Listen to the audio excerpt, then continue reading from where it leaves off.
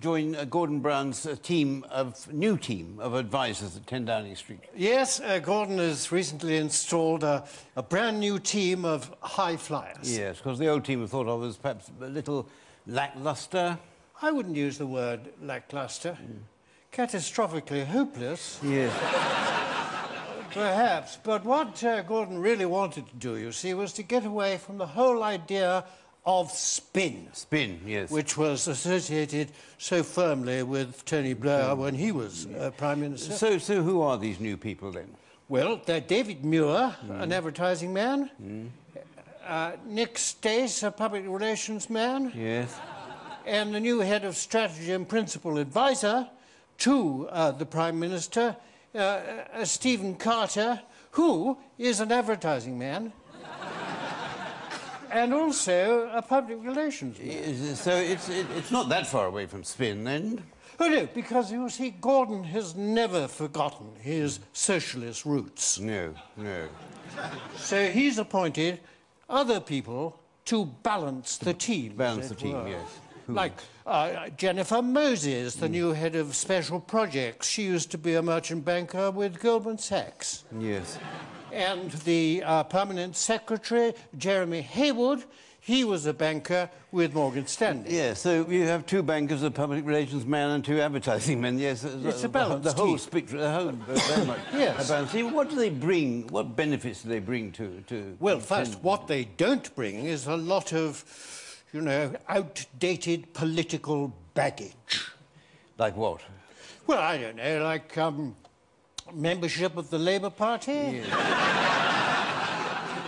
Stephen Carter has joined the Labour Party since he was appointed, but Jennifer Moses has refused, which shows that she has high political principles. Yes.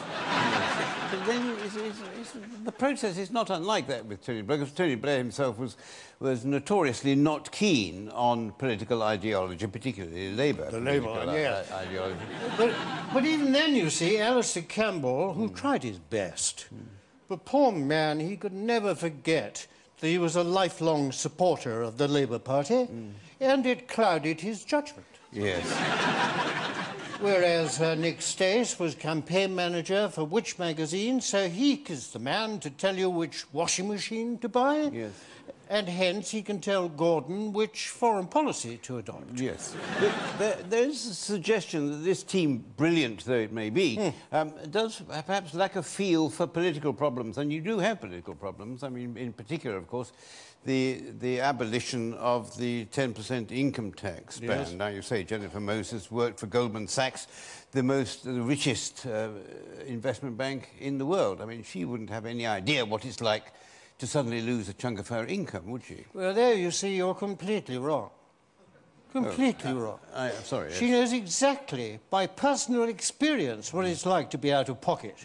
Because when she was at Goldman Sachs, her personal assistant stole £1.2 million from her and her husband. She must have been very upset. No, well, she didn't notice for several years.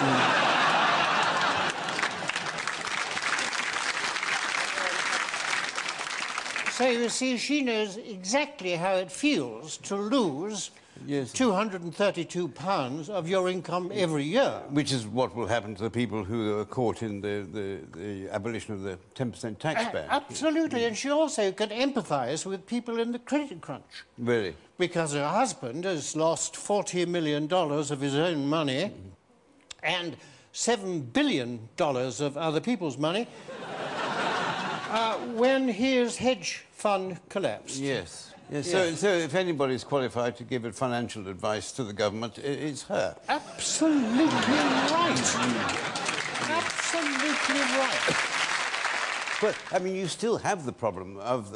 it's still with you, isn't it? The problem of the abolition of the 10% tax ban. 5.3 million people are going to be worse off. Yes, but what we in Downing Street, our little group, are asking is that what does that mean? Think about it. Well, it means 5.3 million people are going to be worse off, doesn't it? No, it doesn't. Doesn't. It means the 44.7 million people aren't worse off.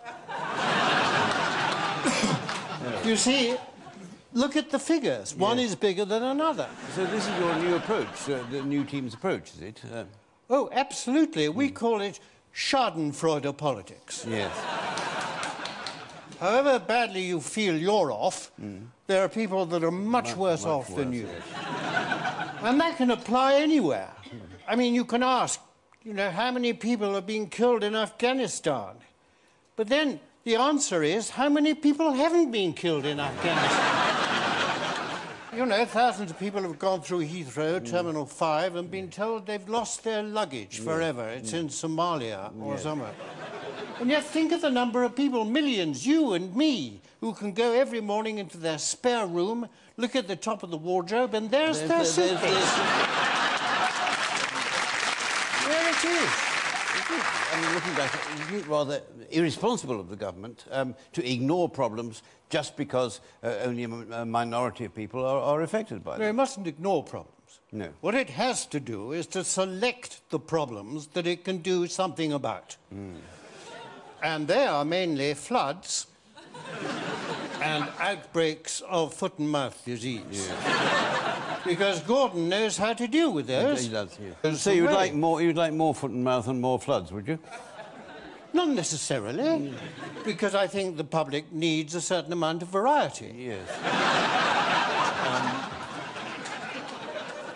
But I think the occasional earthquake. Earthquakes, yes. Or a dangerous chimpanzee escaping from the zoo.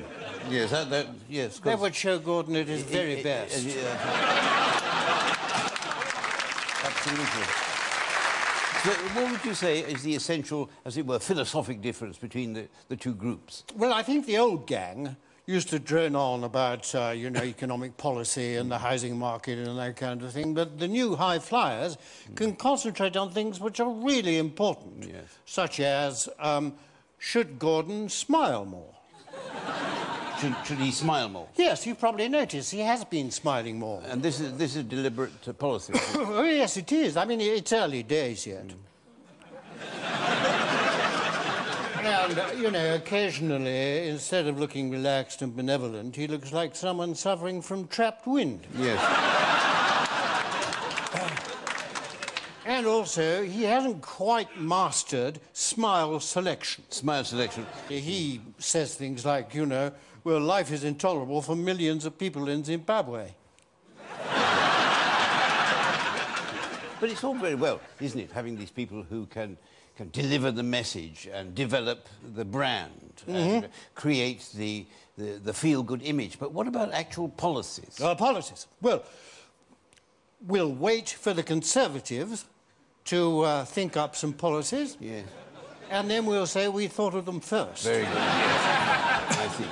Because, you see, New Labour is either a crusade or it's nothing.